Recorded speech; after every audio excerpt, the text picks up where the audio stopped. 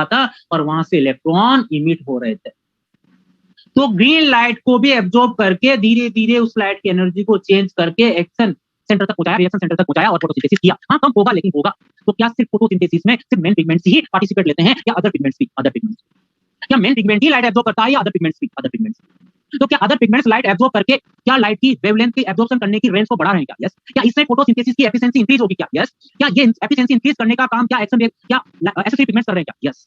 क्या ये accessory pigments का काम हो गया क्या? यस। क्या एसेसरी पिगमेंट्स का काम क्या फोटो ऑक्सीडेशन को रोकना भी था क्या? Yes.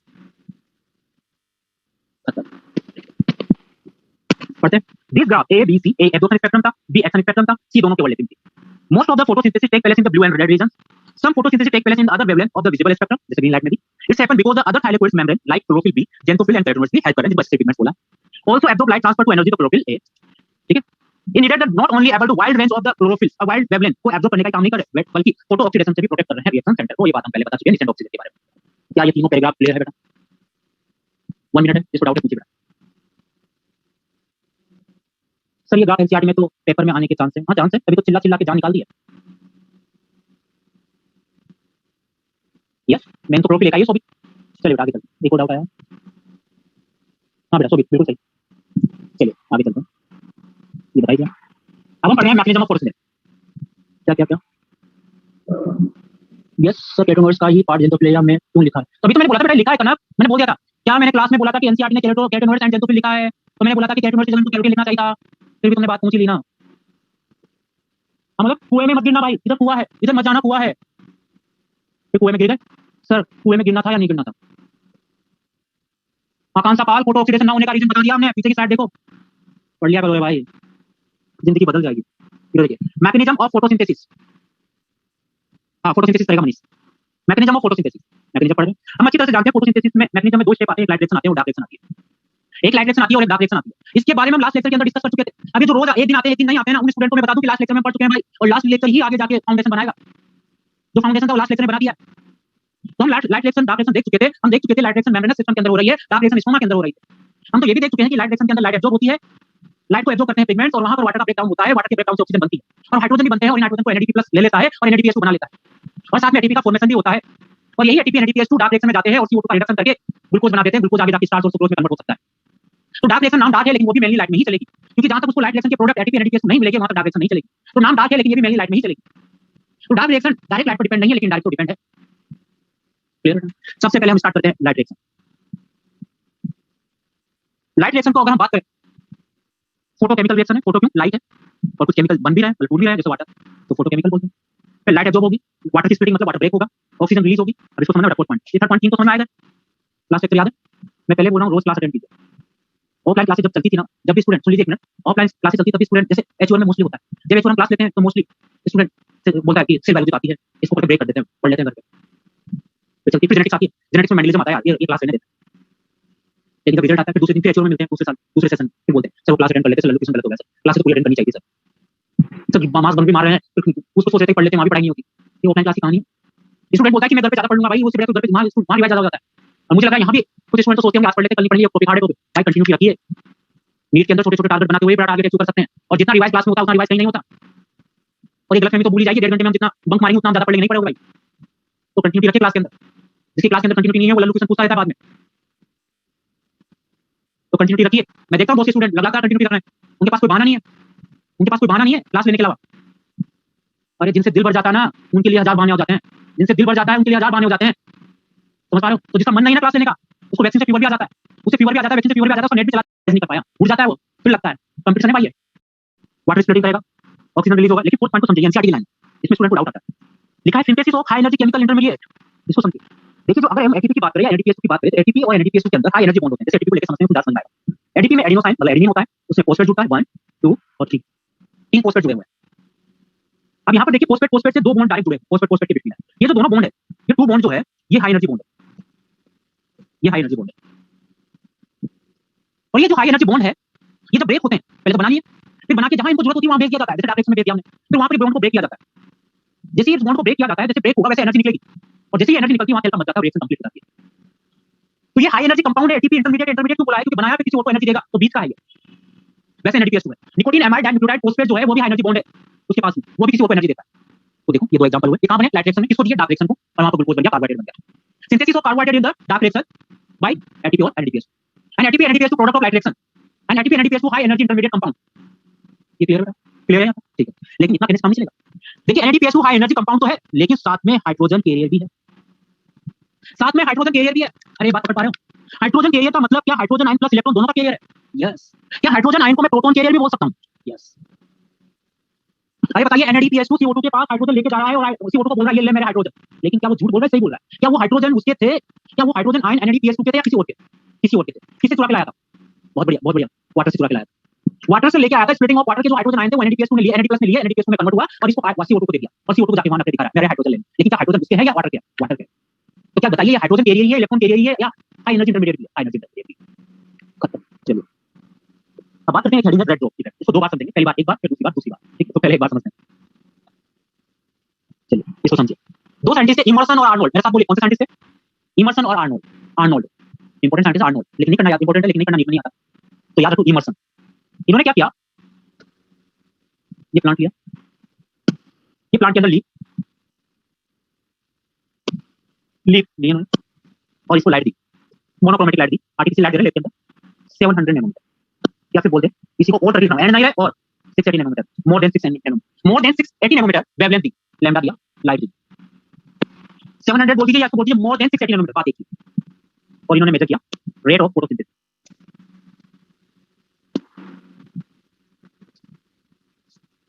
Rate of photosynthesis.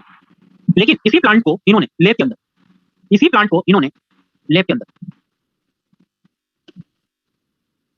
Light दी, लेकिन लाइट का पैटर्न थोड़ा चेंज किया इन्होंने। अब इसको लाइट दी लेस देन 680 और मोर देन 680, मतलब बात समझ पा रहे? मिक्स मिक्स मतलब 680 नैनोमीटर भी और 700 नैनोमीटर मिक्स लाइट दी, और फिर मेजर किया इन्होंने रेट ऑफ फोटोसिंथेसिस।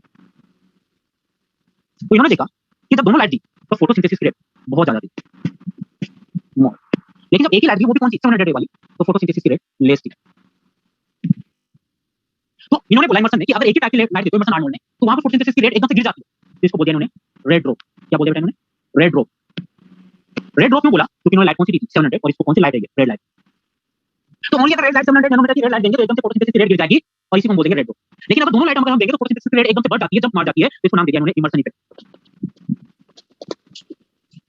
या फिर बोल दीजिए इनहांसमेंट इफेक्ट। तो दो लाइट देने पर, दो तरह की वेवलेंथ देने पर, 680 और 700 नैनोमीटर की वेवलेंथ मिक्स करके देने पर, एंड लगा हुआ है बीच में, और नहीं एंड, तो एकदम से फोटोसिंथेसिस की रेट बढ़ जाती है, this is called Emerson effect. लेकिन अगर 700 की लाइट दूंगा तो एकदम से फोटोसिंथेसिस की रेट डाउन हो जाती है, तो इसको बोला रेड ड्रॉप।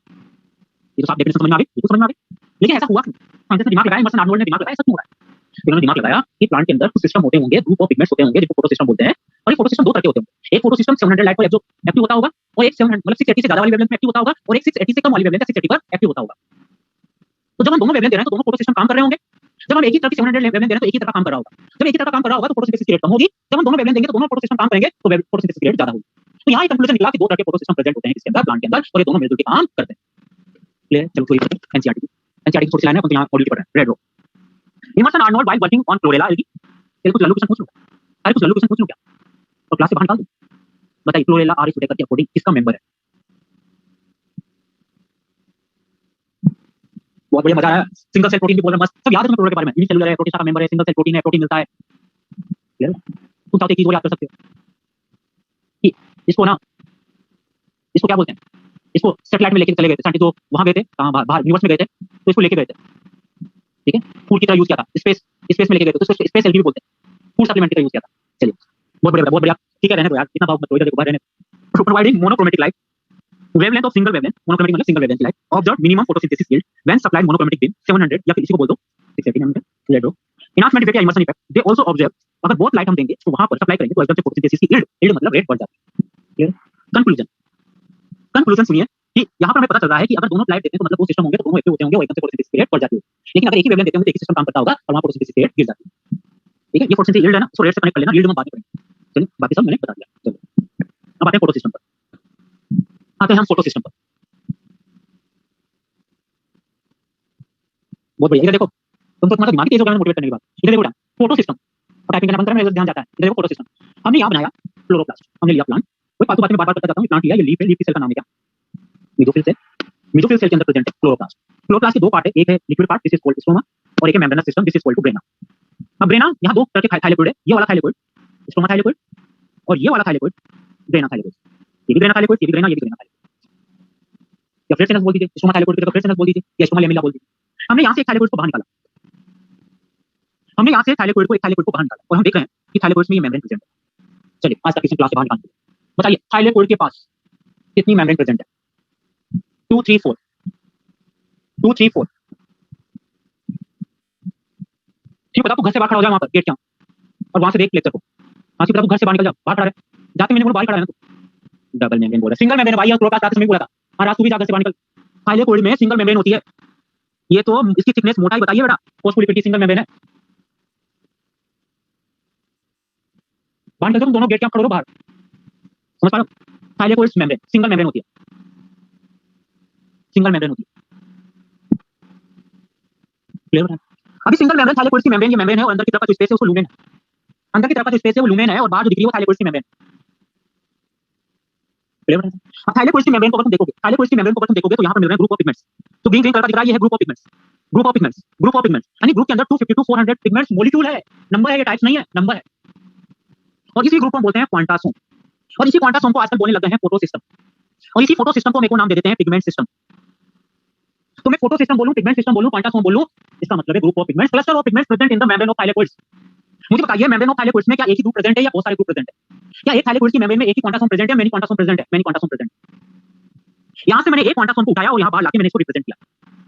अब यहां पर मैं देख पा रहा हूं इसके अंदर बहुत सारे पिगमेंट्स हैं, मेनी पिगमेंट्स मॉलिक्यूल है, और ये pigments many pigments molecule bind हो गए हैं किसके साथ? प्रोटीन के साथ। प्रोटीन इन मॉलिक्यूल्स को बाइंड करने का काम कर रहा है, इनके साथ मेटल भी होते हैं। अब डिफरेंट टाइप के पिगमेंट्स है, क्लोरोफिल ए भी है, बी भी है, सी भी है, डी भी है, ई भी है, कैरोटीनॉइड्स भी है, कैरोटीनॉइड्स में कैरोटीन भी है, अल्फा बीटा गामा भी है और साथ में जेंटोफिल भी है। तो डिफरेंट टाइप के पिगमेंट्स है और नंबर ऑफ पिगमेंट्स है, एक ही पिगमेंट्स रिपीट है। Many chlorophyll A, many chlorophyll B, many chlorophyll C, many carotene, many xanthophyll, ऐसे 250 to 400 ग्रुप क्लस्टर हो सकते हैं जो प्रोटीन से बाइंड है। अब मैं बोल रहा हूं मैनी क्लोरोफिल ए हो सकता है, लेकिन सिर्फ एक ही क्लोरोफिल, सिर्फ one chlorophyll A he electron निकालता है पूरे सिस्टम के अंदर, और ये निकालता है और इसको पहला जो एक्सेप्टर होता है उसको एक्सेप्ट कर लेता है, उसको प्राइमरी रिसेप्टर बोलते हैं, बात की बात। लेकिन पूरे फोटो सिस्टम में से सिर्फ one chlorophyll A he electron emit करता है, मतलब पूरे सिस्टम में से सिर्फ एक ही क्लोरोफिल ए होता है जो रिएक्शन सेंटर होता है। इसके अलावा जो भी क्लोरोफिल ए है, बी है, सी है, डी है, ई है, कैरोटीनॉइड्स है, जेंटोफिल है, वो सब इलेक्ट्रॉन नहीं निकालेंगे, वो तो कुछ और काम करेंगे। तो उन सबको और को हम बोलते हैं एक्सेसरी पिगमेंट्स। एक रिएक्शन सेंटर एक क्लोरोफिल ए को छोड़ के बाकी जो भी पिगमेंट्स बच गए हैं उन सबको एक्सेसरी पिगमेंट्स बोलेंगे, और उन एक्सेसरी पिगमेंट्स को हम बोल देते हैं, उन सब एक्सेसरी पिगमेंट्स को हम बोल देते हैं light harvesting complex. Light harvesting complex मतलब पिगमेंट प्लस प्रोटीन। कौन से पिगमेंट? Accessory pigments. अब लाइट हार्वेस्टिंग कॉम्प्लेक्स क्यों बोला पहले समझिए। हार्वेस्टिंग मतलब होता है कलेक्ट करना, जैसे ना फसल क्रॉप को कट करके भर लेते हैं घरों पे, तो हार्वेस्टिंग कलेक्ट करना। किसको कलेक्ट करना? लाइट को। तो ऐसा पिगमेंट का, एक्सेसरी पिगमेंट्स का प्रोटीन के साथ ऐसा कॉम्प्लेक्स का फॉर्मेशन करना जो लाइट को कलेक्ट कर रहा है, this is called light harvesting complex, LHC। समझिए कैसे? मान लीजिए लाइट डायरेक्ट अगर रिएक्शन सेंटर में गिर रही है तो इलेक्ट्रॉन इमिट हो गया, लेकिन अगर लाइट आसपास के एक्सेसरी पिगमेंट्स में गिर रही है तो ये पिगमेंट्स, फोटोन मतलब लाइट एनर्जी, ये प्रोटॉन नहीं है, ये फोटोन है। सॉरी,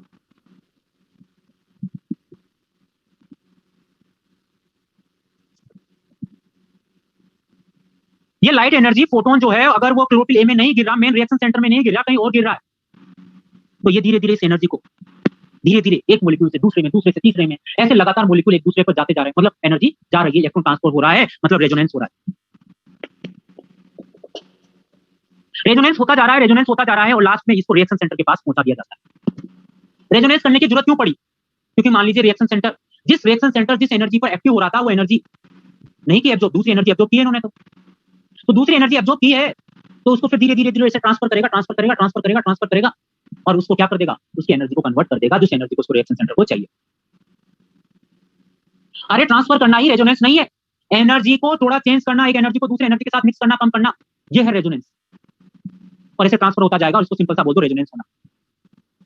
और एनर्जी किसके पास चली जाएगी? Reaction centre. तो बाकी की जो लाइट थी उसको कलेक्ट करके किसके पास पहुंचाया जा रहा है? रिएक्शन सेंटर के पास पहुंचाया जा रहा है। तो लाइट को कलेक्ट करके पहुंचाया जा रहा है, तो इसको बोलेंगे लाइट हार्वेस्टिंग कॉम्प्लेक्स। तो एक्सेसरी पिगमेंट्स का एक और वर्क हो गया, वाइड रेंज ऑफ लाइट को एब्जॉर्ब करना, क्योंकि रिएक्शन सेंटर तो एक ही टाइप की लाइट को एब्जॉर्ब कर पा रहा था, तो बाकी की अदर लाइट को एब्जॉर्ब कर पा रहा है कौन? लाइट हार्वेस्टिंग कॉम्प्लेक्स, और उसको रेजोनेंस करके, इंडक्टिव रेजोनेंस करके रिएक्शन सेंटर तक पहुंचा रहा है। तो बताइए इससे एफिशिएंसी कम होगी या ज्यादा होगी? इससे एफिशिएंसी इंक्रीज होगी या डिक्रीज होगी? इंक्रीज हो, इंक्रीज हो, खत्म। चलिए क्लियर है, ठीक है। फोटो सिस्टम दो तरह के हैं, फोटो सिस्टम 1 और फोटो सिस्टम 2। जो फर्स्ट पहले डिस्कवर हुआ वो फोटो सिस्टम 1, जो बाद में डिस्कवर हुआ उसका नाम फोटो सिस्टम 2। स्टूडेंट यहाँ गलतफहमी ये पाल लेते हैं कि जो पहले काम करता होगा वो फोटो सिस्टम 1 है, जो बाद में काम करता होगा वो फोटो सिस्टम 2 नहीं रहे। ये फोटो सिस्टम 1 और फोटो सिस्टम 2 जो नाम है वो on the basis of discovery. First discover हुआ तो फोटो सिस्टम 1, बाद में डिस्कवर हुआ तो फोटो सिस्टम 2। वर्क के बेस पर नहीं, डिस्कवरी के बेस पर। साइंटिस्ट ने देखा कि फोटो सिस्टम फर्स्ट जो है वो भी बना है लाइट हार्वेस्टिंग कॉम्प्लेक्स, मतलब पिगमेंट्स प्लस प्रोटीन, ठीक है। और इसके लाइट हार्वेस्टिंग कॉम्प्लेक्स को बोलेंगे LHC1, और इसका होगा एक रिएक्शन सेंटर, ठीक है। एक रिएक्शन सेंटर सिर्फ 1 क्लोरोफिल ए को बोलेंगे। यहाँ का जो रिएक्शन सेंटर है वो लाइट एब्जॉर्ब करेगा, मैक्सिमम लाइट एब्जॉर्ब करेगा 700 नैनोमीटर की, इसलिए इस रिएक्शन सेंटर का नाम हो गया P700। फोटो सिस्टम सेकंड भी light harvesting complex accessory pigments का बना हुआ है, और एक क्लोरोफिल होता है जो रिएक्शन सेंटर होता है, लेकिन वो जो होता है वो मैक्सिमम एब्जॉर्ब करता है 680 नैनोमीटर की लाइट, तो इस रिएक्शन सेंटर का नाम हो गया P680।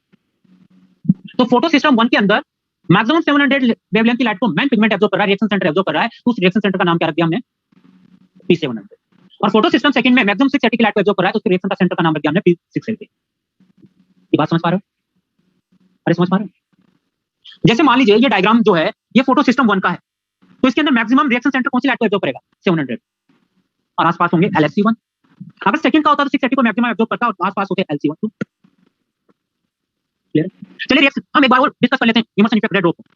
बताइए मैंने यहाँ पर only 6 more than 680 nanometre light दी, मतलब इसका मतलब है 7 नैनोमीटर की लाइट दी, तो कौन सा पिगमेंट एक्टिव होगा, कौन सा पिगमेंट एक्टिव होगा, फोटो सिस्टम 1 या photo system 2? Photo system 1, photo system 1। अरे मोर देन 680 है, 680 नहीं है ये, मोर देन 680 का मतलब है 700 नैनोमीटर। कभी भी क्वेश्चन पूछा जाए नीट में और मोर देन 680 आ जाए तो तुम्हें 680 नहीं समझना, 700 नैनोमीटर समझना है, तो एक ही फोटो सिस्टम 1 रहेगा। लेकिन अगर तुम मोर देन 680 मतलब 680 भी देते हो और बिलो 680 भी देते हो, इसको समझना बेटा, फोटो सिस्टम 680 भी देते हो और बिलो 680 भी देते हो और साथ में मोर देन 680 भी देते हो, इसको पूरा लिखो, मोर देन 680 और बिलो 680, तो यहाँ पर दोनों सिस्टम वर्क करेंगे। तो बताइए इसकी वजह से तो होगा कौन सा इफेक्ट, इमर्शन इफेक्ट, और इसकी वजह से होगा कौन, रेड रो। दो बार समझिए, वादा किया था निभा दिया, वादा किया जो निभा दिया। जो वादा करते हैं निभाते हैं वही अच्छे इंसान होते हैं, तो तुमने भी वादा किया अपने फ्रेंड्स के साथ सिलेक्शन करने का, नहीं किया सर। इधर देखो distribution of photo system, photo system हमें कहाँ मिलेगा, फोटो सिस्टम हमें कहाँ मिलेगा, कहाँ मिलेगा, फोटो सिस्टम हमें मिलेगा प्लांट में, प्लांट में भी हमें मेनली मिलेगा लीफ, लीफ में हमें कहाँ मिलेगा, क्लोरोप्लास्ट, क्लोरोप्लास्ट में हमें स्टोमा में मिलेगा, या फिर मेम्ब्रेन वाले सिस्टम में, मेम्ब्रेन सिस्टम में। मेम्ब्रेन सिस्टम में हम जानते हैं एक होता है ग्रेना थाइलेकोइड और एक होता है स्टोमा थाइलेकोइड। ये जो दो ग्रेनम को जोड़ने वाला है उसको नाम है स्ट्रोमा लेमेली, या फिर इसका एक और नाम लिख लीजिए स्ट्रोमा थाइलेकोइड। ये वाला जो थाइलेकोइड है इसका नाम लिख लीजिए, ये पूरे के पूरे जो भी दिख रहे हैं तुम्हें इनका नाम है ग्रेना थाइलेकोइड। अच्छा लेग हो रहा है क्या, नहीं सही चल रहा है। अरे सबको ऑडियो वीडियो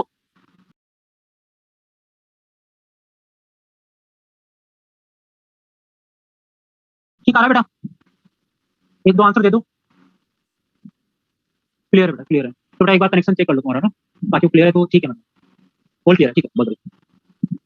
तो ये स्टोमा थाइलेकोइड है और ये क्या है, ग्रेना थाइलेकोइड। अब समझने की कोशिश करना बेटा, ग्रेना थाइलेकोइड हो या स्टोमा थाइलेकोइड हो, दोनों मेम्ब्रेन है, दोनों मेम्ब्रेन है, दोनों मेम्ब्रेन है, दोनों के अंदर पिगमेंट्स प्रेजेंट होंगे, दोनों के अंदर ग्रुप ऑफ पिगमेंट्स प्रेजेंट होंगे, दोनों के अंदर क्लस्टर ऑफ पिगमेंट्स प्रेजेंट होंगे, दोनों के अंदर क्वांटासोम होंगे, दोनों के अंदर 250 to 400 होंगे, दोनों के अंदर फोटो सिस्टम होंगे, दोनों के अंदर पिगमेंट सिस्टम होंगे।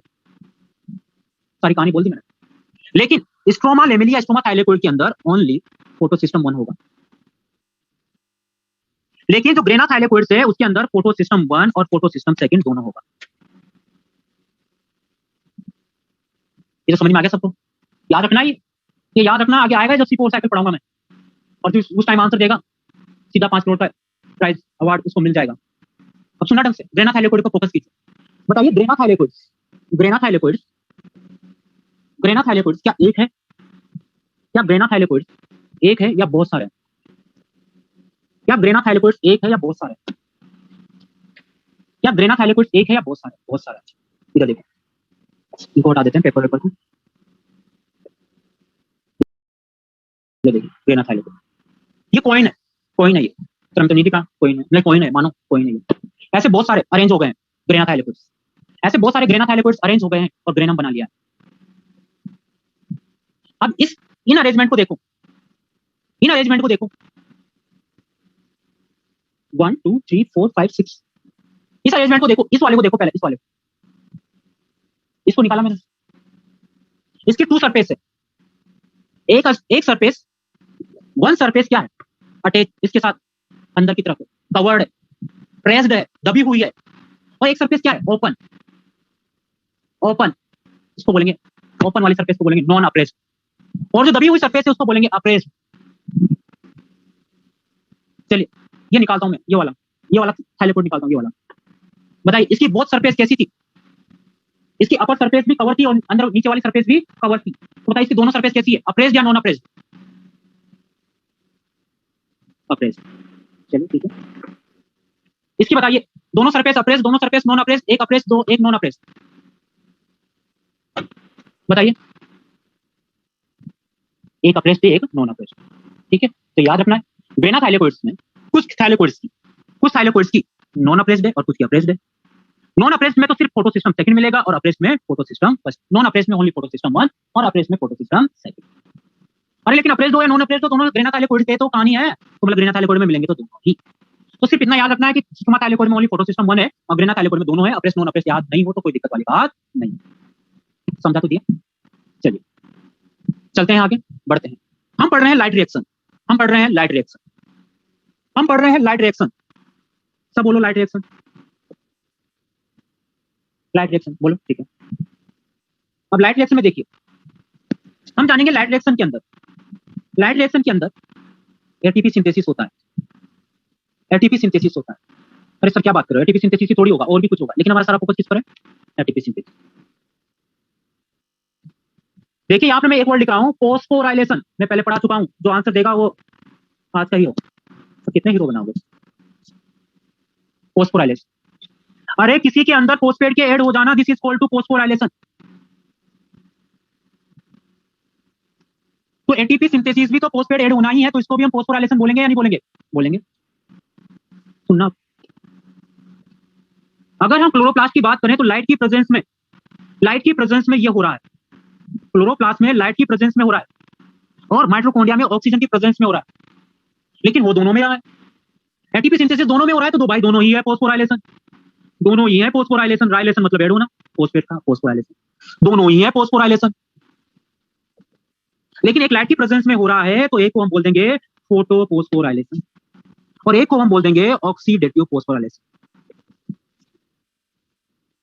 ऑक्सीडेटिव फोस्फोराइलेशन इन माइटोकॉन्ड्रिया और photo phosphorylation in chloroplast. Photo phosphorylation हम डिटेल में पढ़ ही रहे हैं, आज भी पढ़ेंगे और कल भी पढ़ेंगे। ऑक्सीडेटिव फोस्फोराइलेशन हम रेस्पिरेशन के अंदर पढ़ेंगे। बात समझ पा रहे हो, ठीक है। तो बताइए लाइट रिएक्शन के अंदर एटीपी सिंथेसिस हो रहा है तो उसको फोस्फोराइलेशन बोल सकता हूं, हाँ बोल सकते हो सर, बोलो बोलो सर, लेकिन कौन सा फोस्फोराइलेशन बोलूं लाइट रिएक्शन को, लाइट रिएक्शन को कौन सा फोस्फोराइलेशन बोलूं भाई, ऑक्सीडेटिव फोस्फोराइलेशन बोलूं या फोटो फोस्फोराइलेशन, फोटो फोस्फोराइलेशन। तो क्या फोटो फोस्फोराइलेशन के ब्रैकेट में क्या लाइट रिएक्शन लिख दूं, क्या लिख दूं, ठीक है। चलिए आगे चलते हैं, हमारा सारा फोकस है फोटो फोस्फोराइलेशन पर।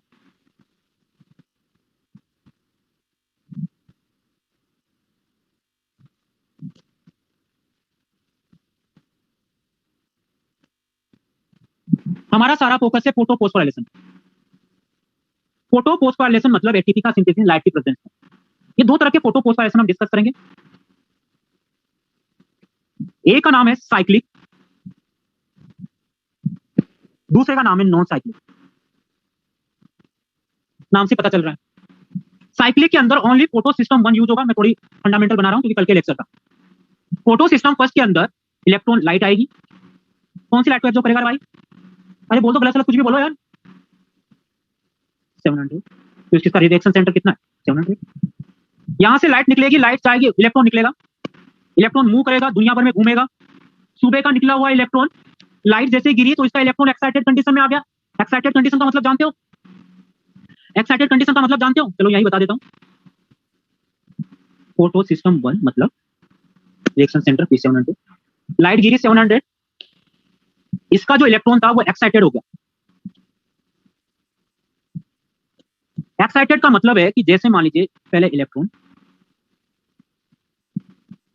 मैं स्पेशल नोट्स लगाता हूं, इसका मतलब यहाँ डायरेक्ट थ्योरी से थोड़ा हटके है। मतलब ये मान लीजिए मॉलिक्यूल है, ये मॉलिक्यूल है P700, अब इसके ऊपर हमने लाइट गिराई तो इसका जो इलेक्ट्रॉन यहां था वो इलेक्ट्रॉन चला जाएगा हायर स्टेज। तो ये एक्साइटेड कंडीशन है और ये लोअर स्टेट में है तो नॉर्मल कंडीशन। तो एक्साइटेड कंडीशन को हम रिप्रेजेंट करेंगे P700 स्टार, मतलब स्टार लगा दिया, मतलब इसने लाइट को एब्जॉर्ब करके, लाइट एनर्जी को एब्जॉर्ब करके अपना इलेक्ट्रॉन हायर ऑर्बिटल में भेज दिया। अब इलेक्ट्रॉन के पास ज्यादा एनर्जी आ गई, ज्यादा एनर्जी आ गई, ज्यादा पैसे आ गए तो घर से भाग गया, घर से निकल गया और पैसे खर्च करता जा रहा है, मजे लेता जा रहा है। मॉर्निंग का निकला हुआ है, घूम फिर के पैसे खत्म हो गए, एनर्जी खत्म हो गई, तो वापस लौट के आ गया किसके पास, जहां से निकला था वहां आ गया। तो सुबह का निकला वापस शाम को आ गया, तो साइक्लिक है। लेकिन नॉन साइक्लिक में देखिए, नॉन साइक्लिक में देखिए फोटो सिस्टम सेकंड का P680 हायर स्टेज में चला जाता है। कब? जब इसमें लाइट गिरती है। फिर यहां से इलेक्ट्रॉन घूम फिर के आगे जा रहा है, सुबह का निकला हुआ आगे जा रहा है, फिर फोटो सिस्टम फर्स्ट बीच में आ जाता है P700, फिर एक्टिव हो जाता है P700, फिर इलेक्ट्रॉन जाता है और लास्ट में इस इलेक्ट्रॉन को ले लेता है NAD+ और कन्वर्ट हो जाता है NADPH में। दो इलेक्ट्रॉन की कहानी ले लो ताकि तुम्हें मिसकंसेप्ट नहीं बने। मतलब सारा फोकस इलेक्ट्रॉन का, इलेक्ट्रॉन गया वो वापस लौट के आया क्या, P700 P680 इंतजार कर रहा है कि इलेक्ट्रॉन लौट के आएगा, शाम को तो आएगा ही सही, रात में तो आएगा ही सही, लेकिन क्या लौट के आएगा? नहीं, किसने ले लिया? NAD+। तो इलेक्ट्रॉन जो निकला वो वापस लौट के नहीं आया तो वो नॉन साइक्लिक है, और जिसमें लौट के आ गया वो साइक्लिक है। इसके अंदर भी एटीपी का सिंथेसिस होगा और इसके अंदर भी एटीपी का सिंथेसिस होगा। तो एटीपी का सिंथेसिस हो रहा है तो मतलब दोनों फोस्फोराइलेशन है, लाइट की प्रेजेंस में हो रहा है तो दोनों फोटो फोस्फोराइलेशन है। लेकिन एक फोटो फोस्फोराइलेशन है और दूसरा, सॉरी, एक साइक्लिक फोटो फोस्फोराइलेशन है और दूसरा नॉन साइक्लिक फोटो फोस्फोराइलेशन।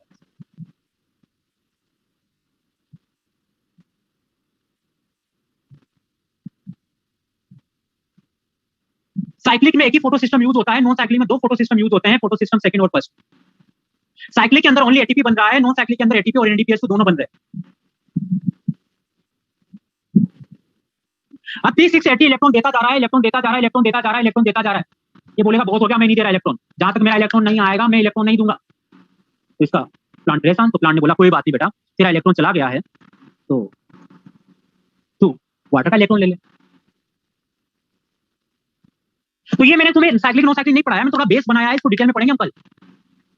ये बेस बनाया है, इस बेस से क्या क्वेश्चन मैं पूछ सकता हूँ। पहली बात तो बताइए, इलेक्ट्रॉन जहां से गया वहां लौट के किस में आएगा, साइक्लिक फोटोफॉस्फोराइलेशन या नॉन साइक्लिक फोटोफॉस्फोराइलेशन?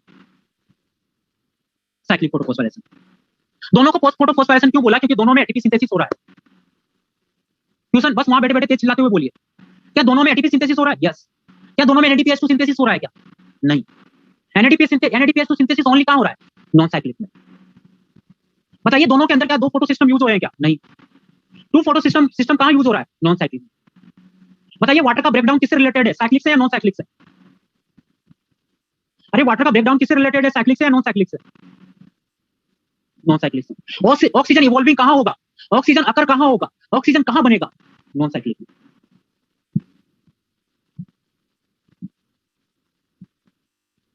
तो ये बहुत सारे क्वेश्चन कर लिए हमने, जितने भी लल्लू क्वेश्चन आते हैं ना वो सारे हमने कर लिए, लेकिन मैंने तुम्हें नहीं पढ़ाया, मैंने तुम्हें नहीं पढ़ाया अभी साइक्लिक और नॉन साइक्लिक। कल के लेक्चर में इसको डिटेल में लेंगे, ठीक है। लास्ट पॉइंट क्या था, एक बार और समराइज कर देता हूं। बताइए दोनों को पोस्टफॉस्फोराइलेशन क्यों बोला? क्योंकि दोनों में एटीपी सिंथेसिस, बस सुन लो, आंसर मत दो, सुन लो तुम तो, अब गए तुम तो, आंसर सुन, बस सुन लो तुम तो। दोनों को फोटोफॉस्फोराइलेशन क्यों बोला? क्योंकि दोनों में एटीपी सिंथेसिस के, सॉरी, एटीपी सिंथेसिस हो रहा है लाइट की प्रेजेंस में। साइक्लिक के अंदर only one photo system one use होता है, नॉन साइक्लिक के अंदर दोनों यूज होते हैं। नॉन साइक्लिक के अंदर जो इलेक्ट्रॉन गया वो लौट के नहीं आया, तो उसको पूरा करने के लिए, उस इलेक्ट्रॉन को पूरा भरने के लिए, उस इलेक्ट्रॉन को वापस देने के लिए वाटर ब्रेक हो जाता है, वाटर अपने आप को तोड़ देता है और बोल देता है ये ले इलेक्ट्रॉन यार, तू रो मत। तो वाटर का ब्रेकडाउन, वाटर की स्प्लिटिंग कहां हुई है? नॉन साइक्लिक में। NADPH2 कहां बना है? नॉन साइक्लिक में। जनरली प्लांट के अंदर नॉन साइक्लिक ही चलता है, साइक्लिक तो ओनली स्ट्रोमा थाइलेकोइड में ही चलेगा। साइक्लिक तो ओनली स्ट्रोमा थाइलेकोइड में ही चलेगा, या तब चलेगा जब लाइट ओनली 700 ही आए। दो कंडीशन के अंदर ही साइक्लिक चलता है, या तो उसके अंदर only photo system present one only, या ओनली एक ही लाइट आए, कौन सी? 700। क्या बात को कैप्चर कर पा रहे हो? फिर आएगी ये, इस बात को दिमाग में बिठा पा रहे हो? ओनली अगर 700 नैनोमीटर की लाइट आए तो कौन सा चलेगा? ओनली साइक्लिक, क्योंकि नॉन साइक्लिक के लिए तो 680 भी चाहिए और 700 भी चाहिए। और अगर ओनली फोटो सिस्टम वन ही प्रेजेंट हो, मान लीजिए ऐसा थाइलेकोइड हो जिसके अंदर ओनली फोटो सिस्टम फर्स्ट ही प्रेजेंट हो, तो उसके अंदर ओनली कौन सा चलेगा? साइक्लिक। बताइए ऐसी जगह कहां है क्लोरोप्लास्ट में जहां only photo system first present हो? Stroma thylakoid. Stroma thylakoid, trade channel, stroma lamellae. अप्रेस अप्रेस की बातें मत करो बेटा, अप्रेस अप्रेस की बात मत करो, तो ग्रेना ही है। Stroma thylakoid, stroma thylakoid, stroma thylakoid, खत्म। इनको हम डिटेल में लेंगे, साइक्लिक को भी डिटेल में पढ़ेंगे, नॉन साइक्लिक को भी डिटेल में पढ़ेंगे। पहले नॉन साइक्लिक को पढ़ेंगे। ये मत समझ लेना सर आपने नॉन साइक्लिक पढ़ा दिया, नहीं पढ़ाया भाई, बिल्कुल नहीं पढ़ाया।